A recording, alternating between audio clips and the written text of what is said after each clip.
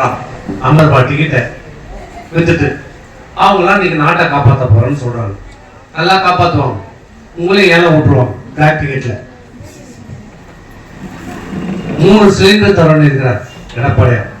நாங்க 21ல 6 சிலிண்டர் சொன்னோம். இப்ப என்ன ஆயிடுச்சு, விலைவாசி ஏறி போச்சு இந்த ஆட்சியில். அதாவது நாங்களே 3 ஆகிட்டோம். இந்த 5 ஆண்டு காலம் நல்லா இருக்கிறீங்களா? 5 வருஷத்துல நல்லா இருக்கீங்களா எல்லாரும்? ஏமா உங்க முதலமைச்சர் டிவியில வந்து சொல்றாரு, தமிழ்நாட்டு மக்கள்லாம் ரொம்ப நல்லா இருக்கிறாங்க, மகிழ்ச்சியா இருக்கிறாங்க, சந்தோஷமா இருக்கிறாங்கன்னு சொல்றாரு. டெய்லி டிவி திறந்தா சொல்றாரு, பேண்ட் போட்டுன்னு சொல்றாரு, சைக்கிள் ஓட்டின்னு சொல்றாரு, கார் ஓட்டின்னு சொல்றாரு, ஃபிளைட் ஓட்டின்னு சொல்றாரு. அவர் மட்டும் தான் கார் ஓட்டுறாரு, அவர் மட்டும் தான் சைக்கிள் ஓட்டுறாரு, அவர் மட்டும் தான் ஃபிளைட்ல போறாரு, அவர் போறாரு, அவங்க மனைவி போறாங்க, அவங்க குடும்பம் போகுது. நம்ம எல்லாம் ரோட்ல வெறுங்காலோட போறோம். ஆனா அவர் சொல்றாரு 5 வருஷத்துல தமிழ்நாடு வெளிநாடோடு போட்டி போடுதான். யாரு? நீங்களாம் அமெரிக்கா நாட்டோட போட்டி போடுறீங்களா? நீங்களாம் பீஸா பர்கர் தான் சாப்பிட்றீங்க. யாரு சொல்றாரு? முதலமைச்சர். அமெரிக்காவோட போட்டி போடுறோம், கிழக்கு ஐரோப்பிய நாடோட போட்டி போடுறோம். எது? பிரான்ஸு, இங்கிலாந்து. நீங்க பக்கத்துல இருக்கிற பாண்டிச்சேரியெல்லாம் நீங்க போட்டி போடுறது இல்லை. எது? அவர் சொல்றாரு. ஏன்னா அவர் பார்த்துருக்கிறாரு. பிரான்ஸ் போனாரு, ஜெர்மனி போனாரு, அமெரிக்கா போனாரு, சிங்கப்பூர் போனாரு, மலேசியா போனாரு. நாம எங்க போறது? இந்த பக்கத்துல இருக்கிற கூட்டுறவுக்கே போக முடியல. இதுல வேற 2000 ரூபாய் கொடுத்துட்டு நீ கொடைக்கானல் போ, ஊட்டிக்கு போன்றாரு. போயிட்டு வந்துடலாமா 2000 ரூபாய்க்கு? அது இல்லம்மா, இப்ப கொடுத்தாரு ஒரு 5000 ரூபாய். எது கொடுத்தாரு அந்த 5000 ரூபாய்? எதுக்குமா அந்த 5000 ரூபாய் கொடுத்துக்கிறாரு? ஓட்டு போடுறது தெரிஞ்சா? நல்லா தெரிஞ்சுக்கிச்சா? போட்டுருவியா? போட்டுருவியா? ஓட்டுக்கு இது வரைக்கும் யார் பணம் கொடுப்பாங்க? யார் வீட்டு காசு கொடுப்பாங்க? வேட்பாளர் அவர் வீட்டு காசை அவர் ஜெயிக்கணுன்றதுக்காக அவர் கடனை உடனே வாங்கி, இல்லை அவர் கொள்ளடிச்ச காசோ, இல்லை வீடு விட்டோ, இதே வித்தா அவர் கொடுப்பாரு 100 ரூபாய் 200 ரூபாயினோ. இது வரைக்கும் எல்லா கட்சியும் இப்படிதான் நீங்க பார்த்துன்னு வந்துருக்கிறோம். நம்ம இதுதான் முதல் முறையாக இந்த சன் டிவியில் வரா மாதிரி முதல் முறையாக உங்க வீட்டு பணத்தை எடுத்து, அரசாங்கம் பணம்னா யார் பணம்? அது உங்க பணம். உங்க பணத்தை எடுத்து உங்ககிட்டயே கொடுத்து உங்க ஓட்டை கேட்கறாங்க. யார் பணம்? 5000 ரூபாய் ஓட்டுக்கு காசு கொடுக்குறாரு. இதானே உண்மை. அதுல வேற சொல்றாரு, இந்த 5000 வச்சு 2000 ரூபாய் கோடைக்கால இதுக்கு முன்னாடி போன வருஷம் 2001 வரலையா? 2002 வெயில் வரலையா? 2003 கோடை வரலையா? 2025 கோடை வெயில் வரலையா? இப்ப மட்டும்தான் கோடை வெயில் வந்திருக்குது அவங்களுக்கு. அப்பெல்லாம் கண்ணுக்கு தெரியலையா? இந்த வருஷம் மட்டும்தான் பொங்கல் தெரியுதா? 2001 பொங்கல் தெரியல, 2002 பொங்கல் தெரியல, 2023 தெரியல, 24 தெரியல, 25 2026 மட்டும்தான் பொங்கல் தெரியுது அவருக்கு கண்ணுக்கு. இதுக்கு முன்னாடிலாம் தெரியல. இப்ப கொடுக்குறாரு பணம். ஏன்? இன்னும் இன்னைக்கு நாளைக்கு வேட்பாளர், நாளைக்கு வாக்காளர் பட்டியல் வெளியிட போறாங்க. நாளைக்கு 23ஆம் தேதி நாளைக்கு தேர்தல் ஆணையம் வாக்காளர் பட்டியல் வெளியிடுறாங்க. நாளைக்கு சாயந்தரமே கூட தேர்தல் அறிவிப்பாங்க. அதிகபட்சம் இன்னும் 7 நாள் தான். 7 நாளுக்குள்ள தேர்தல் அறிவிச்சிருவோம். நீங்க 25 நாள்ல ஓட்டு போடணும். இன்னும் 25 நாள்ல நீங்க எல்லாம் ஓட்டு போடணும். அதுக்கு தான் கொடுத்துக்கிறாரு உங்களுக்கு 5000 ரூபாய். இப்படி சொல்லிட்டு தான் தங்கத்தை விட்டேன், ஏமாந்துட்டேன். நகைக்கடனை தள்ளுபடி பண்றான், வீட்டு நகையெல்லாம் பக்கத்து வீட்டு நகையெல்லாம் வச்சுட்டு நீ நடுரோட்டில் நிக்கிட்டு அம்மா கொடுத்த தங்கத்தையும் விட்டேன். 1 பவுன் தங்கம் கொடுத்தாங்க. எடப்பாடியார் மீண்டும் வந்து அந்த திட்டம் அப்படியே தொடர்ந்து இருக்குல்ல. இன்னைக்கு 1,17,000 ரூபாய் 1 பவுன் தங்கம். எவன் தருவான்? முதலமைச்சர் ஸ்டாலின் தருவாரா? கனிமொழி தருமா? சொல்லுது. அவங்க போட்டுன்னு போவாங்க. அவங்களுக்கு என்ன இருக்குது? உங்க கதை என்ன? ஏமாந்து ஓட்டு போட்ட தாலிக்கு தங்கம் போச்சு, லேப்டாப் போச்சு, மிக்சர் கிரைண்டர் ஃபேன் இல்ல, ஆடு மாடு கோழி இல்ல, பசுமை வீடு இல்ல, எல்லாம் போச்சு. எல்லா திட்டமும் போச்சு. ஸ்கூட்டி கொடுத்தாங்க, அதுவும் போச்சு. எல்லா திட்டமும் நிறுத்திட்டாங்க. அம்மா என்னென்ன திட்டங்கள்லாம் கொடுத்தாங்களோ எல்லாத்தையும் நிறுத்திட்டு என்னடா செய்த 1000 ரூபாய் கொடுத்தாங்க. எதை கேளு நான் 1000 ரூபாய் கொடுத்துட்டேன். ஏன்டா கரண்ட் பில் ஏற்றிட்ட? 1000 ரூபாய் கொடுத்துக்கிறேன். ஏன்டா சொத்து வரி ஏற்றின? 1000 ரூபாய் கொடுத்துக்கிறேன். ஏன்டா நிலவரி ஏற்றிட்ட? நான் 1000 ரூபாய் கொடுத்துக்கிறேன். ஏன்டா பால் வரி ஏற்றிட்ட? நான் 1000 ரூபாய் கொடுத்துட்டேன். ஏன்டா நில மதிப்பை ஏற்றிட்ட? நான் 1000 ரூபாய் கொடுத்துட்டேன். பத்திரக்கதிவு ஏன்டா கட்டணத்தை உயர்த்திட்ட? 1000 ரூபாய் கொடுத்துட்டேன். சரி, குப்பைக்கு ஏன்டா வரி போட்ட? 1000 ரூபாய் கொடுத்துட்டேன். தண்ணி வரி கட்டினாதான் 100 நாள் வேலையை பண்றோம். ஆமா ஆமா, இப்ப சொல்லி என்ன பண்றது? இப்ப சொல்லுங்க. ஆமா ஆமா ஆமான்னு இத நல்ல ஞாபகமா வச்சுன்னு குத்துங்க. இந்த ஸ்டாலினுக்கு ஒரு குத்து ரெட்டலையில, உதயநிதி ஸ்டாலின் ஒரு குத்து சொல்லினே குத்து ரெட்டலையில. அப்பதான் அவனு உரைக்கிறாமே குத்தணும். எதை கேளு? 1000 ரூபாய். தண்ணி வரலன்றது அப்புறமா, கட்டினாதான் 100 நாளா வேலை கொடுக்குறானா? அதுவே இல்லை. இதுல வேற 150 நாள்ல வேலை தரேன்னாரு. சரி, 100 நாள் தர்றான். 150 நாள், 100 நாள், ஒரு 50 நாள், 10 நாள், 12 நாள், 15 நாள். நம்ம விழுப்புரம் மாவட்டத்துல எல்லா ஊராட்சி சராசரியா கணக்கு 21 நாள். அதுக்கு மேல இல்ல. 21 நாள் தான் சராசரி கணக்கு. அதுக்கும் பணம் வரல. வந்தாலும் பாதி பணம் தலைவர், செயலாளர், ஒன்றியம், மட்டம், மாவட்டம், அமைச்சர் மீதி தான் உனக்கு. இதுதான். ஆனா அம்மாவுடைய அரசு நாங்க சொன்னோம் 150 நாள், நீ நம்பல. 1500 ரூபாய் தரேன்னு சொன்னோம், நம்பல. 6 சிலிண்டர் தரேன்னு சொன்னோம், நம்பல. தாலைக்கு திட்டம் தொடரும்னு சொன்னோம், ஏமாந்துட்ட. லேப்டாப் துணை இருந்தோம், நம்ப ஏமாந்துட்ட. எல்லாத்தையும் நிறுத்திட்டான் 1000 ரூபான்னு சொல்லி. சார், அந்த 1000 ரூபாய் எல்லாருக்கும் கொடுத்தாங்களா?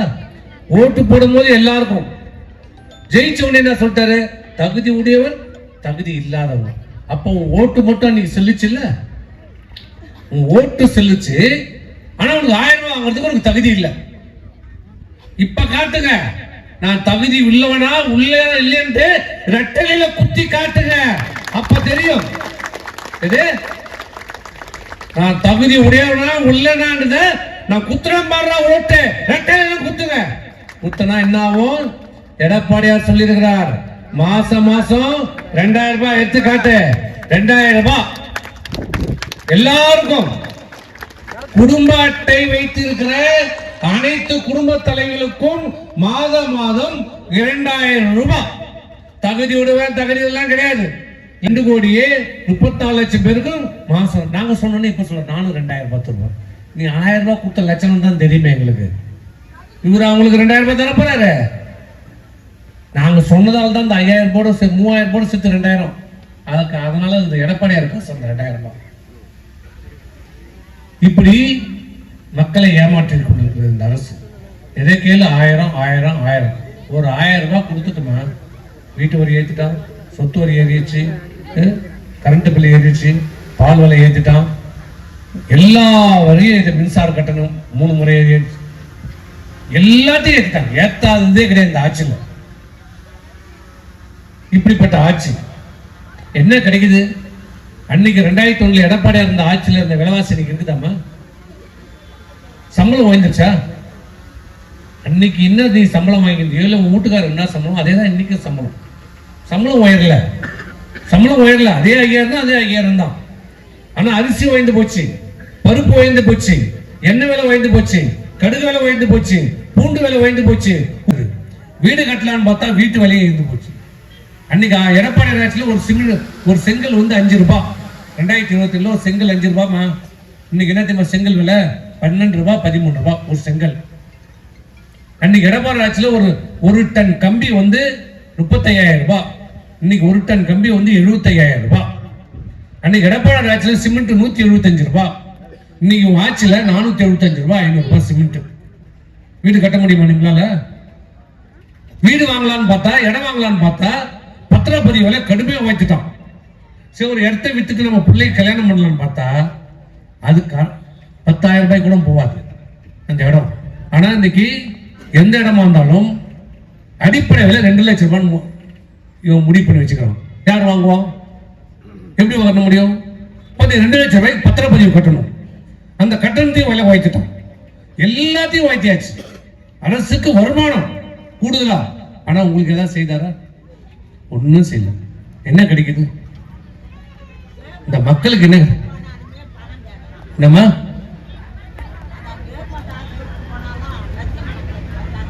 அம்மா அது அவன் ஹாஸ்பிட்டலம்மா, நீ காசு கொடுத்து தான் ஆகணும். எது எடுத்தாலும் இந்த ஆட்சியில் நீ காசு தான் கொடுக்கணும். ஹாஸ்பிட்டலுக்கு போனால் மருந்து இல்லை, மாத்திரை இல்லை, ஊசி இல்லை, டாக்டர் இல்லை, நர்ஸ் இல்லை. எடப்பாடி என்ன பண்ணாரு? 2000 மருத்துவமனையே அம்மா கிளினிக் தந்தார். 2000 அம்மா கிளினிக் தந்தாரம்மா. நம்ம தமிழ்நாட்டில் 12,545 ஊராட்சி இருக்குது. 12,545 ஊராட்சி. அப்போ தோராயமா 5 ஊராட்சிக்கு ஒரு அம்மா கிளினிக் திறந்தார். அது என்ன பாவம் மனுஷன்? அதுல ஒரு டாக்டர், ஒரு நர்ஸு, மருந்து குடும்பம்லாம் போட்டு வச்சிருந்தார். நீ பக்கத்துலேயே போய் ஒரு ஜுரம் வந்தா, காய்ச்சல் வந்தா ஊசி போட்டுட்டு இருந்த. அது என்ன பண்ணுச்சு? அதையும் மூடிட்டார். சரி, ஹாஸ்பிட்டலே டாக்டர் மாத்திரம் யாருமே இல்லை. சொல்லிட்டு போற ஆயா காசு கேட்கலாம். காசு கொடுத்தாலும் மருந்து கிடையாது, ஊசி இல்லை, பாம்பு கடிக்கு மருந்து இல்லை, நாய் கடிக்கு மருந்து இல்லை, எதுவுமே இல்லை. அந்த பணம் எங்கதாங்க போகுது கேட்டா நான் 3000 கோடி ஒதுக்கி இருக்கிறேன், 5000 கோடி ஒதுக்கி இருக்கிறேன். எங்க போகுது? வாங்கன்னு தான் கணக்கு காட்டுறான், ஆனா இல்ல. இதாம நிலைமை. ஆனா இப்ப எடப்பாடி என்ன சொல்லியிருக்காரு? மீண்டும் என் தலைமையில அம்மா ஆட்சி அமைந்து நான் முதலமைச்சரானா 2000 இல்ல 4000 அம்மா கிளினிக் தரப்புன்னு சொல்லி இருக்கிறாரு. 4000 அம்மா கிளினிக் என்ன? 3 ஊராட்சிக்கு ஒரு கிளினிக், 3 ஊராட்சிக்கு 3 ஊருக்கு ஒரு கிளினிக், ஒரு டாக்டர், ஒரு நர்ஸ், ஒரு மருந்து கொடுக்குறது போட்டுவார். நீ எங்கேயும் ஓட வேணாம், அப்படியே நடந்து போய் காட்டிக்கலாம். 3 ஊராட்சிக்கு ஒரு அம்மா கிளினிக் சொல்லியிருக்கிறோம். வீடு இல்லாதவங்களுக்கு நல்லா கேட்டுக்குமா, யாருக்கெல்லாம் சொந்த வீடு இல்லையோ, சொந்த பட்டா இல்லையோ, அவங்களுக்கு அரசாங்கமே இந்த காட்டாம்பாக்கத்துல ஒரு 30 பேருக்கு வீடு இல்லைன்னா அரசாங்கமே இடத்தை வாங்கி அதை பிரிச்சு அதை 30 பேருக்கு பட்டா கொடுத்து அரசே வீடு கட்டி கொடுக்கும். இன்னைக்கு சொல்லியிருக்கிறார் எடப்பாடியார், சொல்லியிருக்கிறார் அரசாங்கமே இடம் வாங்கி பட்டா கொடுத்து வீடு கட்டி கொடுக்கப்படும். இது அம்மா அரசு செய்யும். சொன்னா செய்வோம், செய்து காட்டுவோம். ஆகவே தயவு செய்து என்ன கிடைக்குதுமா இந்த ஆட்சியில்? ஒண்ணு கிடைக்குது இல்ல, ஒண்ணு கிடைக்குதுமா, ஒண்ணு கிடைக்குது, ஒண்ணு கிடைக்குது. நீ போன் பண்ணா கூட வீட்டுக்கே வரும். அரிசி பருப்புலாம் வராது. நீ போன் பண்ணா அடுத்த நிமிஷம் வீட்டுக்கு வரும். என்ன கிடைக்குது? கஞ்சா கிடைக்குது. கஞ்சா கஞ்சா எங்க போனாலும் கஞ்சா கஞ்சா கஞ்சா. மாணவ சமுதாயம் சீரழிந்து போச்சு இந்த 5 வருஷத்துல. ஏண்டா கொலை கொள்ளை கற்பனை கஞ்சா. இதுதான் காரணம். இந்த அரசு செய்த ஒரு சாதனை தமிழ்நாடு முழுவதும் கஞ்சா. அப்ப நீங்க சொன்ன மாதிரி சாராயம், சரக்கு. நீங்க 5000 ரூபாய் கொடுத்தாரு, 6000 கோடி கொடுத்தாரு. முதல் நாள்ல 1500 கோடி ரூபாய் வந்துருச்சு டாஸ்மார்க்ல. உங்ககிட்ட போய் அப்படி போய் 1500 கோடி உடனே போயிடுச்சு. டாஸ்மார்க்கு 200 கோடி விற்கிறது அன்னைக்கு ஒரே நாள்ல அவர் 1500 கோடி கிட்டத்தட்ட வித்துருச்சு. எது? அப்புறம் 2 நாள்ல அது போயிட்டு இருக்கு. ஒரு எப்படி 4000 கோடி போயிட்டு சேர்ந்துட்டு இருக்கு. சும்மா பேருக்கு கொடுக்குற மாதிரி அங்க போயிடும் பணம். இதாம அந்த ஆட்சி சாதனை. அவங்க தயவு செய்து தேர்தல் நெருங்கி வருகிறது. நீங்கள் சிந்தித்து வாக்களிக்க வேண்டிய நேரம். இன்னொரு முறை நீங்க ஏமாந்தீங்க, யாரும் காப்பாற்ற. நாங்க எப்பயுமே வருவோம். நாங்க ஆட்சியில் இருந்தாலும் சரி, இல்லை என்றாலும் சரி, என்னைக்குமே அதிமுக இருப்போம். உங்களோடு தான் இருக்கும். மக்களுக்காக என்னைக்கும் குரல் கொடுத்து கொண்டு உங்களுக்காக உழைக்கிற இயக்கம் ஒரே இயக்கம் எம்ஜிஆர் கட்சி, அம்மா கட்சி, ரெட்டலை கட்சி மட்டும்தான். ஆகவே தயவு செய்து வர இருக்கிற தேர்தலில் தமிழகம் காப்பாற்றப்பட வேண்டும் என்றால், தாய்மார்களுக்கு உரிய பாதுகாப்பு அளிக்கப்பட வேண்டும் என்றால், மாணவர் சமுதாயத்தை சீரழிவிலிருந்து காப்பாற்றப்பட வேண்டும் என்றால், விவசாயிகளை காப்பாற்றப்பட வேண்டும் என்றால், நீங்கள் வாக்களிக்க வேண்டிய சின்னம் ரெட்டலை ரெட்டலை ரெட்டலை. தேசிய ஜனநாயக கூட்டணி வேட்பாளர்களுக்கு வாக்களித்து வெற்றி பெற வைத்து மீண்டும் அம்மா ஆட்சி, எம்ஜிஆருடைய ஆட்சி, இரட்டலை ஆட்சி எடப்பாடியார் தலைமையில் அமைவதற்கு நீங்கள் அனைவரும் வாக்களிக்க வேண்டும் என்று கூறி விடைபெறுகிறேன். நன்றி.